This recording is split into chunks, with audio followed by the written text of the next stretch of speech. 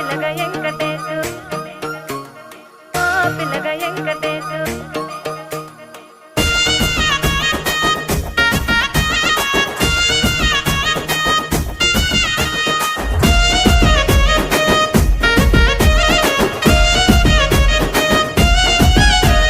సిద్ధిరాల మనసు నాది చిన్నగా పోతుంటావో చూడక పోతుంటావో ఇంట్లో చిన్నదాన్ని నేను సిద్ధిరాల